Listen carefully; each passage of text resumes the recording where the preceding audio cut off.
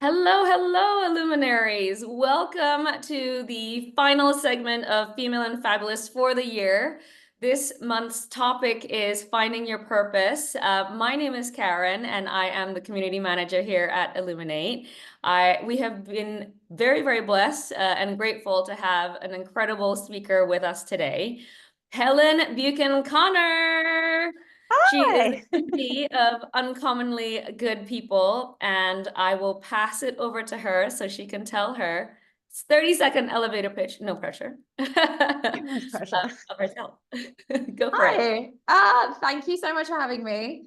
So I'm Helen. I run a recruitment consultancy called Uncommonly Good People, and we basically help talent across like digital marketing find roles at all different levels across Southeast Asia. But prior to that, I've worked in internal talent teams, in media agencies, and I'm currently in Singapore. But I used to live in Australia, but obviously I'm from London, as you can tell by my voice, where I worked in like ad tech, newspapers, historical artifacts like that. Yeah. That's me. Was that 30 seconds? That was well impressive. Yes, that was. Thank you. Let's go straight into it because we want to hear about your journey and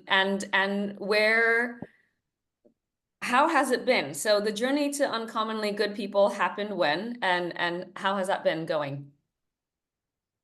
Yeah, Always. Yeah. absolutely. So journey to UGP. I feel like someone once said to me, it's the fate of every recruiter to start their own recruitment consultancy, which is it's so true. If you're a Yeah. media agency recruiter or not or a recruitment agency recruiter. But I was actually in-house. And yeah, like prior to that, I was in sales. So I think the journey for me really started from becoming a salesperson when I like left uni. Don't worry, I'm not going to give you all my long life story here. But yeah, like really old school. I was talking to a candidate today where I was like, they said, how do you start your career? I was like phone book, calling people. Do you want an advert? Um, Yeah. so I think I've just been like hazed as being a salesperson. So when I eventually moved into like the people and talent area, I tried to be like a generalist, like a HR generalist. Like I did like my master's in HR and everything. But I just couldn't stop selling. I was way too salesy and horrific at letting people go. I do the front end bit. And yeah, so I think like obviously going through that and then working in various like corporate and then in small businesses. Once I left Omnicom after having my son, I just thought like, what am I going to do now? Like, do I want to go and work for a big company or do I want to give it a go on my own? And luckily I've got a great support system that allowed me to do that. Basically my husband and my family and stuff. And then, yeah, and then we just kind of gave it a go. Started with a lifestyle business where I essentially, made placements to pay my costs and my rent and all of that kind of stuff. And then it turned into just a beast, which is great. And it's been through a couple of different iterations. But yeah, like getting to this point is a journey, obviously. And I actually also am I'm excited because I actually also think it's the start of another journey right now, Yeah. which is really cool. That's Yeah. awesome. I love that your positive mindset. And so let's talk about what have been some of the most significant challenges along the way and how have you overcome it? What tools Yeah. did you use or anything like that? So I think significant challenges, first and foremost, you never see them coming. Yeah. So you don't ever think like, oh, there's an illness or there's like a recession, it's coming, there it is, let me prepare. It just comes and then you work it out. And I think first and foremost as well, like the tools that you have come with two things, and that's like experience and age. Like you can't like cheat your way to being like 26 and like I have all the tools. Because you don't, your brain's literally not there. So I think that's the first one, is like accepting the journey. The first tool I have is just being like, well, here we are. Like, you can't control so many things, but like look for what you can control in your own area. So I think that's the number one thing, is like my number one tool is focusing it on control factors. And it's like, this is out of control, this is in control, and then really trying to zero in on that. Yeah. And anyone who wants to distract you or tell you otherwise, you just kind of have to phase them out, or just turn around or say like, not right now, another time. So I think that's number one. And then I would say like another tool that I'd say like the other tool when you're in that situation, when there's an obstacle, and especially in the industry that I'm in, is asking. I know that these don't seem like tools per se, but like asking for help. Like, instead of like looking for, like, I think with that, I think there's frameworks that you can use for other things, but when you are in a situation and there is a severe obstacle, you have to, zone in on what you want and then identify who can help you, because people always want to help you. And like, there'll be some people, I think if you speak to someone who has good enough boundaries, they might turn around and be like, I can't help you right now. But for the most part, everyone wants to support you, especially when you're in business on your own, or if you're in a new country, like I moved to Australia, I asked for help. And to be honest, moving to Australia and then moving to Singapore and asking for help in both of those situations has been the primary thing in kind of, I hate saying getting me where I am today, because we're all just messes in process. So yeah, control and ask for help are my That's brilliant. key things. Yeah. You know what I've noticed with these two is it's mindset, isn't it? And it may seem like common sense, but there are some people who don't have that kind of positive mindset all the time, and it's you have that aura energy, and it shows in all that you do. So it's really important to do that as a leader, and Thanks. also influence the positive influence for your team as well. Yeah, and I think like it's not all sunshine and rainbows. Like, if you said that to my husband, he'd be like, "Who are you talking about? Who's that woman? I want her." But like, and I try not to be like toxically positive. Yeah. I actually just try and paint a picture as it is, especially in recruitment as well, and especially in my area. So in ad tech and martech and SaaS and digital, the last year, it's been really rubbish for a lot of people. So I think to go out there and be like, chin up, it's going to be fine, is like, does not help at all.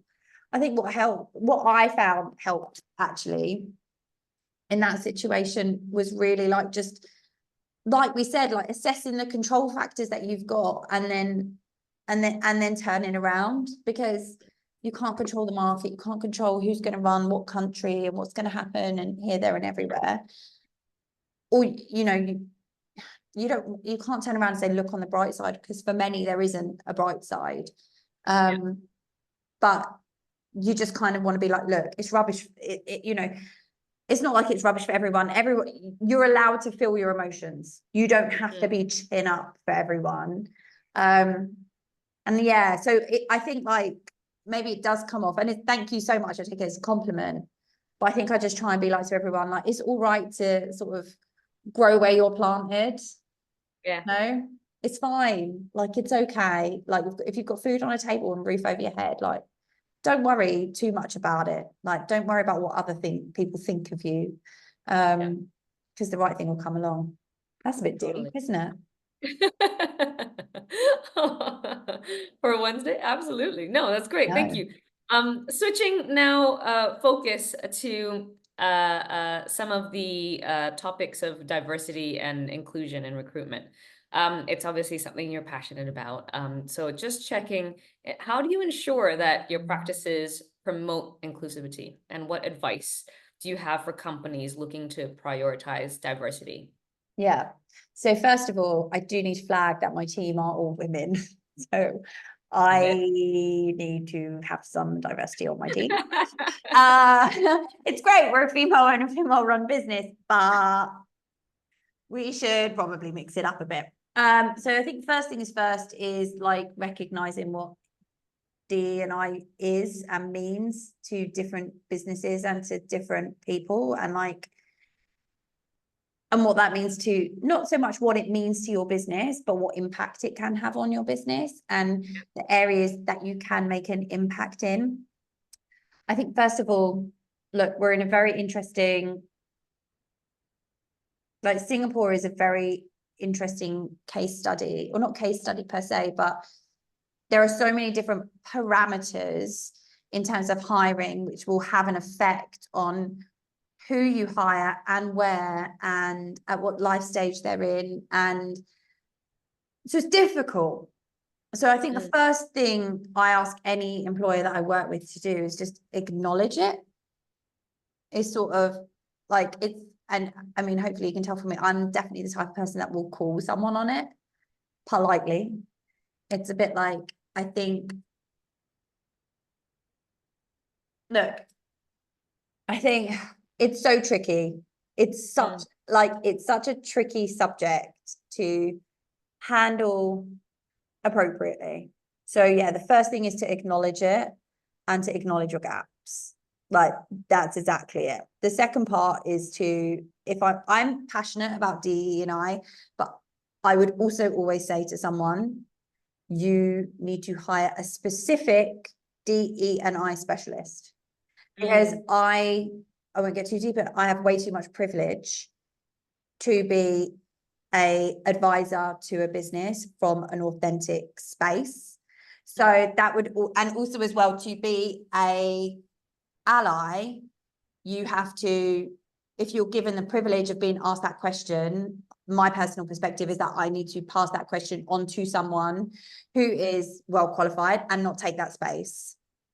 So I'm answering this question on DE&I, but I want to acknowledge that, because if anyone's listening and they are thinking about that, then you need to also acknowledge who and where you're taking space from and try and find that solution. And then the other part is around the employer proactively finding that solution. You can't go to a DE&I expert or someone who might fill the needs of whatever your bias or your unconscious bias is and ask them, because it is not their responsibility. It's your responsibility. So it's your responsibility to educate yourself and learn in doing that. So I think that I want to sort of say that, like, that's why I'm passionate about it, because I don't agree with other people taking space for other people. Then the second part is around, like, when you are activating that in your business, I think, like, this might be a bit out of the concept, the part of the question, but is definitely using tools to recognize unconscious bias across the business, and how your unconscious bias, Google have a really great framework for this actually, affects you at different areas of the company, and how that's going to affect your decisions at the top by making decisions at like an unconscious bias at like a mid-level will then have like a roll-on effect to you having like an all male, all able-bodied, all like white board, you know? So that is it's also as well not just going, oh, we need a diversified board. Like, that's not going to solve, that's a band-aid on the issue. It's about looking at across the entire business. So yeah, does that answer your question? Yeah, no, thank you. Yeah, absolutely. And do you, in terms of where we're at the moment, in the Singapore or APAC region, are we progressing still so slowly in this space? Or do you see it progressing well now? It's progressive. Yeah. And again, everyone is going to have a different perspective on it. The companies that I work with, we have this discussion and we work towards it. So from that perspective, I can say it's progressing. If I have a company that comes to me and isn't interested in that, then I don't work with them. Right. It happens rarely, but it happens. Mm. So I think that's why I want to be like, it's progressing, but is it progressing as well as it should be? Like, absolutely not. No way. And I think because the view on it, and first of all, it's not being talked about enough.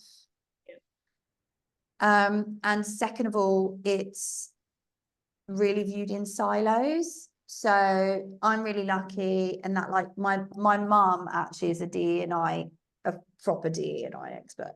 So yeah, so she is in the police force in the UK, and so she runs the Disabled Police Association. So her job is to advocate for officers in the UK across the whole country who have disabilities. So I'm lucky to see it from her perspective as well. And so, for example, in Singapore, we really only look at it from like a gender perspective and like an ethnic origin perspective. We don't really, the conversation around ability is really not happening.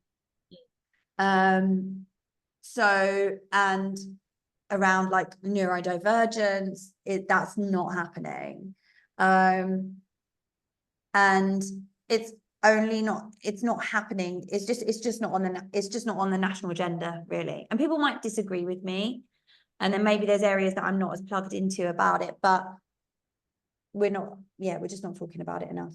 And we're not taking it into consideration about our employees. Simple as that. Yeah.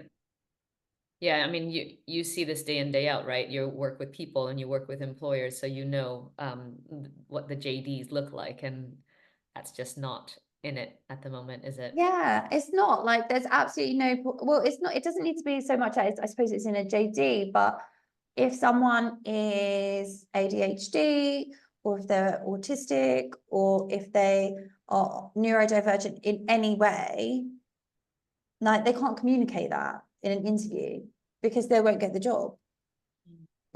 They just won't. Like, you have to get the job, which means that you have to change who you are as a person in order to get the job. Because if your manager is not neurodivergent and doesn't understand, then they can't comprehend that someone might work in a different way to them, but still get the task in hand done. Yeah. So it's a huge education point, but like, I think when it comes to,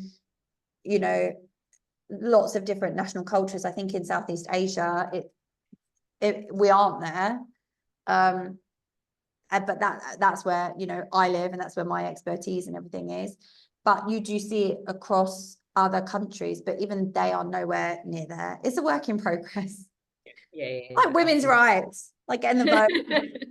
that took about what, like 2,000 years? So, Let's this month's topic is finding your purpose, and it's really it resonates because it's the end of the year. We wrap up the year and then we look forward to 2020, 2025. Two questions I have for you. The first one is, what are some of the tools that you use or frameworks to help you find your purpose? And secondly is, you deal with people every day. You deal with employees, and how do you ensure that the potential candidates are in the right place, in the right frame of mind, ensuring that they are marrying purpose with what job they want to go for, and not just, you know, a job, so that it's more fulfilling and meaningful and essentially sustainable. Yeah, totally. So for myself, number one, like I think like the whole thing, you know, finding your purpose is amazing, but I think finding your purpose is like a journey. I don't feel like I ever want to personally find my purpose. I want to be like looking for my purpose. My aim is to be like always looking for my purpose, but like being quite close to it. And I think that's a good place to be. For me personally, or people like me, because what you value changes, and you know what you hold dear and what is important to you at different life stages changes. So like obviously just because I was just like, we were talking about working on Ikigai, and for anyone who's never used that framework before, it's just such a lovely thing, I think, first and foremost, to remind yourself what you're good at, like why you're a good person, right? So, you know, I think we kind of really go into it like career and everything like that, but Ikigai is this beautiful tool where it's like, you know, what you love, how you can help others, and how you can make money. And in the middle is a Venn diagram where obviously in the middle is your purpose, and also as well where you most likely are going to find like flow state, like so time passes quickly because you're having such a fabulous time finding your purpose. So for myself, this was actually a really important tool after I left Omnicom, because I really do love helping people find jobs. And I've never found any personal pleasure from like looking for a job. So I'm like, I don't want to find a job, but I love people finding jobs. So I can make money from recruitment. Why didn't I work that out when I was 18? I'd be very rich. And not have any student loan back then. But I think yeah, that's just a wonderful tool to, you know, I think again, remind yourself like what you're good at, and like what really drives you, and also as well remind you of, especially if maybe you're an entrepreneur, I hate that word, like just gives like The Apprentice, doesn't it? If you work for yourself, for me it always reminds me of ways that I'm a recruiter, I'm driven by money, making money is a core value of mine, how I can make money. So I know I'm like, I feel like I could do so many random things, and there'll always be a way that I can like put bread and butter on the table. So that's a fantastic tool. But for that, you do have to do it quite a few. It's a work in progress, and that's because your values shift throughout your life, right? So at the beginning of my life, my values were around travel and experiences and meeting people, and actually like I really value like things like recognition and to be frank, like popularity and stuff like that. But now I'm like I'm the opposite. I'm like, I really value, you know, just helping other people. I value time. Like we get older, so there's less and less time. So I value time. And so when you put that into your Ikigai, what your Ikigai is going to change. So I think it's a tool that you have to work on continuously. It's not like a one and done. But you know, I think finding your purpose, or working on your values, is something that you should definitely, like, I was lucky enough to work with a coach. You should, you know, it is worth the money, you know, to work with someone who understands how to extract this information from you so that you can go on and find that yourself.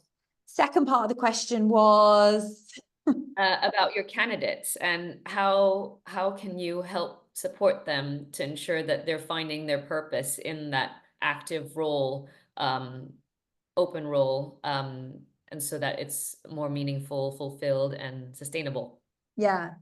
So the first thing I think I generally ask as well is when I'm on a call, like we're talking 30-minute calls or coffee meetings and stuff like that, I generally know what they do and what they're up to. My first question is, what do you really want to do?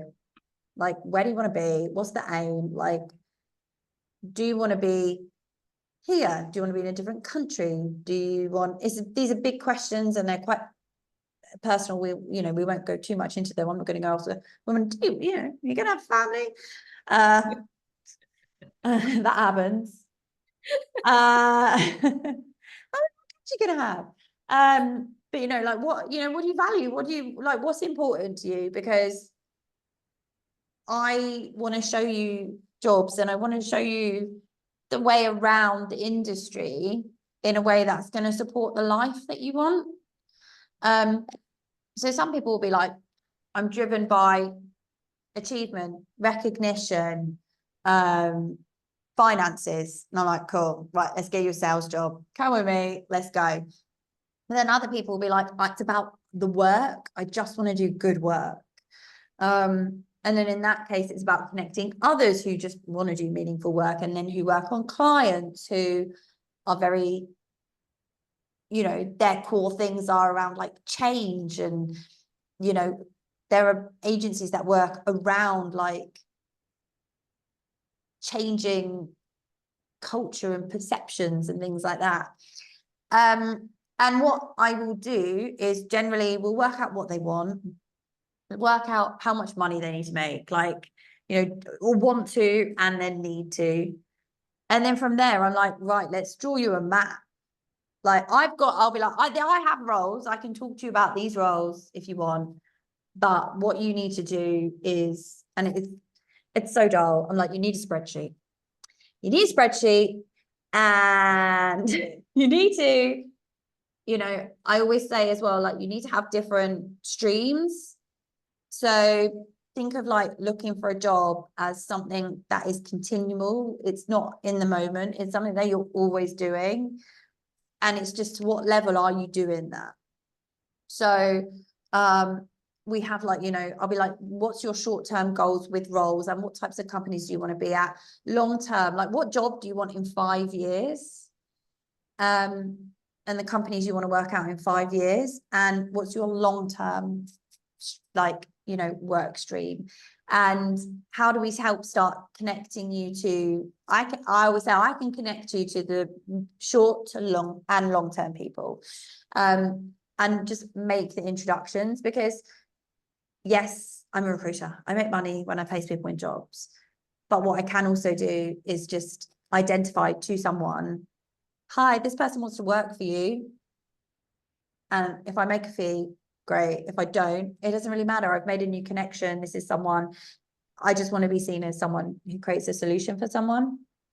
And then the final thing, kind of going back to that 5-year plan, is a bit cheesy, but if we think that we change jobs every kind of 2.5 years, 2 years or so, it's like, look, what's the end goal? What's the job that we want next to get to the next job, to get to the next job? We can't aim for like, for me, there's no joy in just like landing the dream job, right? The joy is in the journey and in the process and the progression. So if you just think I'm only going to be happy in 6 years when I'm like the CMO of Netflix or whatever, shout out to whoever's the CMO of Netflix, well done, you've made it. But like being able to put those into micro goals, so you're like, oh, hang on, like this last 6 months I wanted to like meet 10 people in this, I've done it, brilliant, how do I move on? So that you're always quite happy instead of being like ecstatic for 1 month and then it passes. Oh, I love that, Helen. I mean, it's one of those things where sometimes it can feel quite transactional, but you obviously have your USP in making sure that you're supporting them on this journey. Just more meaningful that way, isn't it? Because then it's more sustainable. Otherwise, they'll leave in like 2 months, True. during probation. So yeah, Right. And also as well, and like also I just want to acknowledge as well, there would be like a lot of candidates who I may have let down in the past, right? Who not everyone's like a dream story. For every one person that gets offered a job, there's 10 who don't. yeah, And so it's not always a positive it's not always a positive experience. It's frequently not a positive experience, but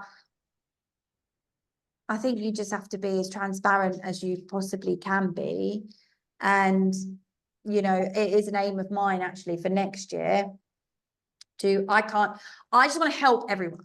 And so I just am like, I'll help you and I'll help you and I'll help you and I'll help you. What happens when you do that is you let more people down because you say you'll help everyone and you can't. So what we're trying to do with our marketing team is like essentially create tools. So like that 5-year plan or like that, just so we can just be like, really, we can't talk to you right now and plan out your career. I'm so sorry. But here's what we do. Because yeah, it's like it's a lot and it's a journey, and a lot of people are on this journey, right? A lot of people are looking for that pinnacle job, and yeah, it's tough. It's really tough. So, last question would be on that note, for people who are looking and they've been sending out multiple applications and so on and so forth. What should they be doing in the meantime, alongside with the relentless job searching? That's a full-time job in itself, but yeah, what should they be doing in the meantime? Upskilling and mentorship perhaps. What are your thoughts? Number one, using so when someone says to me, when a candidate asks me that question, I'm like, I want you to split your time into like 3 parts. Number one is please use like a third of that time to just find joy. Like it doesn't like just have to go like learn how to knit and stuff like that. But playing tennis or going for a run or going for a walk or just like think of like yourself. Hobbies, right? Like, Yeah, yeah. it's a bit morbid, but like if you're on your deathbed, like what would you have wanted to do? Like, do you want to climb a mountain? Cool. Like, just get in the car and like drive to Wales and climb a mountain. Like, why not? Just do it. Who cares? Because those are the things that people don't want to talk to you all the time. If you're like if you are looking for a role, yes, you have to upskill and you have to do certain things. But just talking about that all the time is like, if you're like, what, I really want to climb a mountain, so I'm just went and climbed a mountain. I would be like, that is awesome. Good for you. But it just shows like, I don't know, proactive. That's the type of person you want to work with, right? Who's like, let's all just do that. You're like, yeah, that's cool. So first of all, like, yeah, find joy. The second part is like people. So like we said earlier, like reach out to people for help. And it is tough. Like I want to like, like, sorry to everyone who asked me for a coffee and I can never meet for a coffee because I would just be like buzzing all the time. Is like, sort of reaching out to someone and maybe just having a proactive question and just being like this, what would be one word of advice for me? Or can you refer me to one person, like a micro task that someone's like, yeah, cool, instead of like, hi, I don't know what to do with my life. Can you help me? just like, Whoa. just like, I'm like, I don't know what I'm doing myself. Like, most of the time someone's on the other end, like with a kid or some crazy dog or something. It's just like, yeah, micro questions. So just do that and network and reach out and like remember things like on LinkedIn, you can connect to 100 people a week. Just connect to people. Just like everyone wants to meet, you know, so virtually. So just do that. And you can send a CV to them. It's no problem. Just be like, hi, I'm looking for a job. Here's my CV. Just, I'll back off now. Cool. You know, if you know anyone, you're done. Yeah. And then the other part is, yes, upskilling. So it all depends on what you're looking for. But I mean, for me in digital marketing, if I have someone in C-suite or like managing director level and they're like, what shall I upskill on? I'm like, upskill on what your most junior staff are learning. So if you're not good at Excel, get amazing at Excel. If you know, we work in like trade, like programmatic trade, like, you know, go learn that. Go learn how to code. Like, don't learn what you need the next level down, because that's easy. Like, the hardest stuff is like the beginning stuff. Yeah. The And stuff like, that they did 20 years ago, but have since progressed, but they right? didn't do it 20 years ago, because like 20 years ago, I was selling adverts on the phone from the yellow pages, from like, I was just saying this earlier, I used to get a pen and paper and go to a shop window and write down all the phone numbers of the adverts in the shop window. Or like I'd see a billboard, I'd be like, oh, I'm going to call them for an advert. I mean, now it's like a technological craziness. Like, I don't even know how to describe it. It's not the same. So if you run like a big ad tech company and you sold newspapers at that level, because the respect level of those people it will just make you such a better manager. Like, because you'll understand what they do and what they go through and all of that stuff. If you work in a media agency, just write media plans. Just reach out to a friend and be like, can you give me a brief that I can just write a random media plan for, you know? So do that. Do the most junior, like, bare bones things, because you've probably got the soft skills and all of that. Whereas if you're more junior, then you are going to be, then I think you should go for, I suppose, what's like at the most top level. So just the opposite. So you can understand how to manage your staff. The soft skills, like, you can pick them up in a couple of hours, right? The hard skills, you cannot learn Java in a couple of hours. No. Yeah. That's awesome. Brilliant. So takeaways from that, there's three things, right? So the first one is find joy. That's fantastic. And it's really important. Otherwise, there's burnout for sure.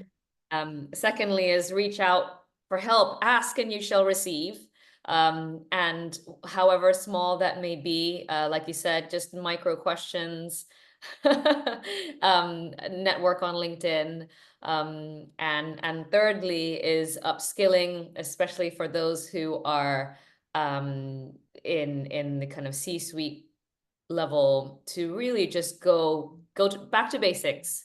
You earn yourself the respect, but also of others, to really know the kind of the full cycle of the business. That's awesome. Absolutely. Such great advice. Thank you so much, Helen. That's been really lovely to speak to you and learn from you. I hope our Illuminate community has been completely inspired by your journey, and some of the tips and advice that you've given. So thank you once again. Have a Merry Christmas. Happy New Year. Thank you. And thank you for having me. I do hope it helps. I need to write them down, remind myself them. It's okay. This is recorded, so I can just watch myself again. I'll be like, who's this one? Yeah. All right. Thanks again, Thank everyone. you. Thank you. Bye.